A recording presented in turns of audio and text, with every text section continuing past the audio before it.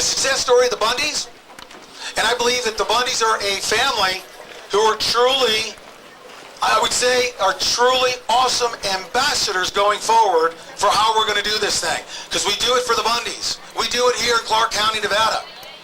We do it here in the state of Nevada and protect state sovereignty rights. Is there any place or any issue in the country that we cannot go and accomplish the same thing, even if you're under the age of 18, if you're a woman, if you're uneducated, if you're a stay-at-home mom, if you're an attorney, if you are not an attorney. I don't like attorneys. But anyways, any attorneys here? If you are one of us, steak and potatoes people, we have the power to come together and affect change, do we not? Yeah. Do we have, I'm going to say it again, okay? Do we as a people have the ultimate power in this United States of America? We the people. Yeah! We do. There's absolutely nothing. Now I'm going to say something to you, and then I'm going to introduce somebody else if he's still here. Is Mr. Stewart Rhodes here? Mr. Stewart Rhodes. I'll announce who Mr. Stewart Rhodes is.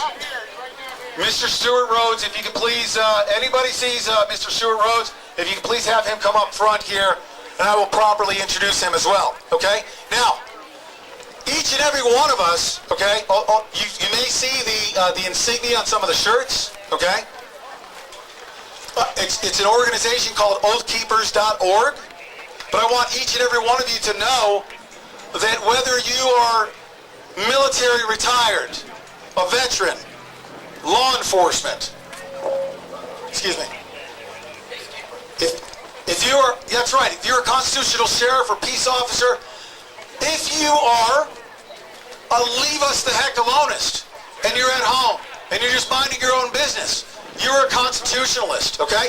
We are all oath keepers, especially in the spirit of what we accomplished today, are we not? Yeah. We have sworn an oath to defend and support the Constitution of the United States, and we exercise those today. We have essentially taken it upon ourselves, regardless of what our occupational affiliation is. Now, ladies and gentlemen, I'm going to invite to the stage a man who's been on my show a couple times. I've honored, of course, on many occasions, the organization called Oathkeepers.org. Stewart Rhodes is a constitutional attorney, the founder of Oathkeepers.org. He brought a great group of people out here. Introduce yourself. Find out what you can more about being an oath keeper, because I'll tell you what, I think he can swear each and every one of us in at this point in time. We can swear an oath and declare ourselves oath keepers by what we accomplished here today. So Mr. Stewart Rhodes, let's give him a big round of applause and thank all these oath keepers that are out here, all you veterans represent Mr. Stewart Rhodes. Thank you, sir. Yeah. You know what? Let's get some. Yeah, you bet. So do it. You know, long before I ever swore an oath as a lawyer, I swore an oath as a paratrooper in the Army. And that's the oath I care most about. In fact, I'm about ready to resign my bar membership. I'm sick and tired of watching these robed liars, they otherwise called judges, desecrate their oath and destroy our Constitution. We wouldn't be here today if it weren't for the failure of the judiciary of this country over decades and generations to honor their oath to defend the Constitution. That's why we have to be here. And I'll tell you what I saw today, like Sheriff Mack said, it was a posse. Those cowboys showed America how it's done.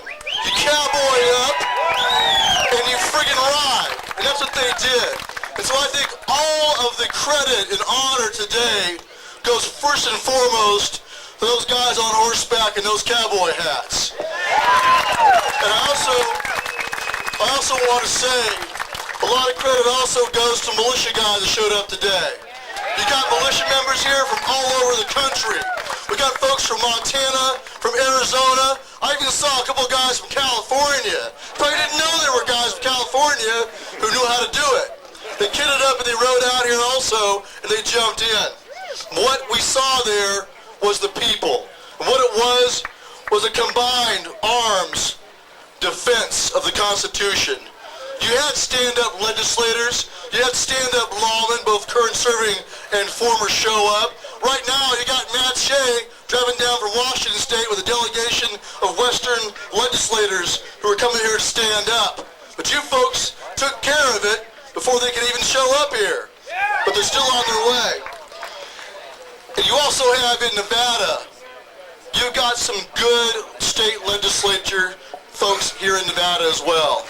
You got Michelle Fiore, Assemblywoman. She stepped up. She's the first woman I called. I knew her from way back when I used to live here. I'm from Clark County, Nevada myself. Went to high school, Clark High School. Then I went to UNLV. But long before that, like I said, when I turned 18, I joined the Army. And here today, due credit needs to go to the veterans who stepped up. And I want to bring to the stage, Charlie, one of the guys from Arizona. He's a Marine, he's a Army combat veteran, airborne brother of mine. I want Charlie to come up here. And I also want Steve Holman from Nebraska to come up. He's a Marine, wounded combat vet from Vietnam. I want him up here too. These are the guys that you need to thank for showing up here and backing up the Bundy family and the Cowboys while they took their stand. This is Charlie right here, and that's Steve Holman. There's a bunch of other vets out there in the crowd. They took their oath 1965, right, Charlie? 65. Tell the folks about it. I took my oath for the United States Army when I was 17 years old. Yeah, baby. My folks had to sign for me at that time. But I took that oath. I swore to protect and defend the Constitution of the United States and the country from all enemies, foreign and domestic. And you know what? I don't have an expiration date on that oath. Yeah! I'm 66 right now. I don't know how much longer I can keep doing it, but as long as I can get there, I'm there.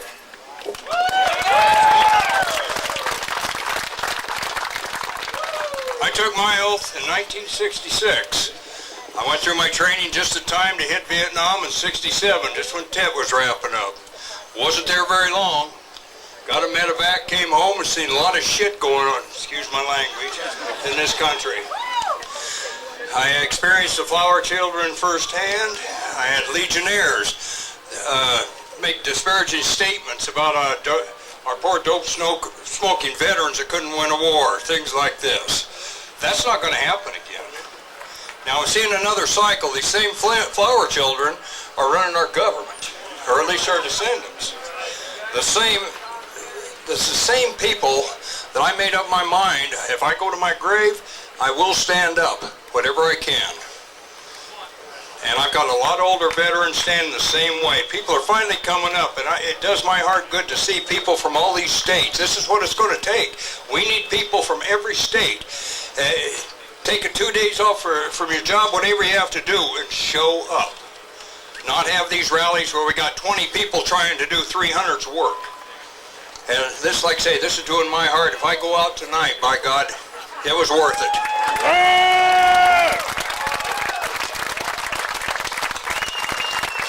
So what you have right there is what I would call a couple of dangerous old men. They don't care anymore. All they care about is that their children and grandchildren are free. And I remember Steve telling me when he first joined up with Oathkeepers, he said, if we're going to get it on, let's do it before I die, is what he said. And so it does his heart good to see today the American people stand up from all walks of life out here in the West. This is Westerners standing up and showing the rest of the country how it's done. And I just, God bless you all. And like I said, the credit goes to Mr. Bundy and his family and those Cowboys and everybody else here that stepped up and stood behind them. And let this be the beginning of the restoration of our republic from the bottom up. It's much more important to be here today than at any rally in Washington, D.C. And put the oath breakers in both political parties. You got them in the Republican Party too. Yeah. Both parties. Put them on notice that you've had enough and you're coming for them and root them out of office. That's all I have to say. I just want to say one thing more. What happened today was a choice between bending the knee and submitting and standing up. And you folks stood up. So,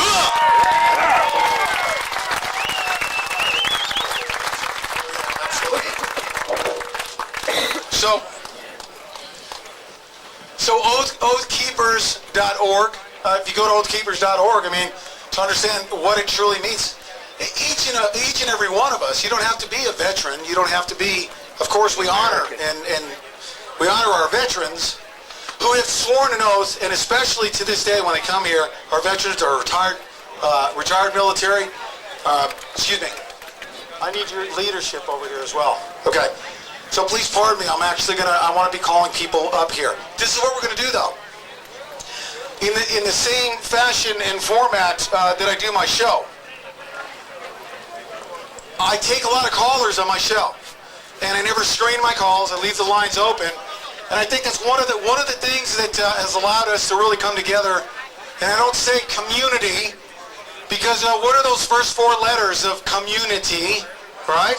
It has a negative connotation because I don't submit to their community or their communism. I know what communism is. I'm a Cold War veteran myself. But we are a coalition of like-minded individuals. And here's what I want you to think about, okay? One thing I do with my callers is, sometimes they're nervous. They don't call in, and not a lot of people call in. And what I'm going to ask for anybody that wants to come up, and I'm going to tell you what, I'm going to not treat you as a caller, but I want to speak to you. If you wish to come up, okay? I want you to just come right up here to the side of the stage. I'm going to come down to you. I'm going to ask you some questions that everyone else is going to have a chance to hear your responses as if you were calling into a live show. Now, we will also periodically have dignitaries coming in over the next couple of days, for that matter. This is the biggest news story in the entire world right now. Do you guys know that? Okay, now this is what I would like you to do. I don't want you to lose your voice, okay, doing this. I don't want you to lose your voice doing it.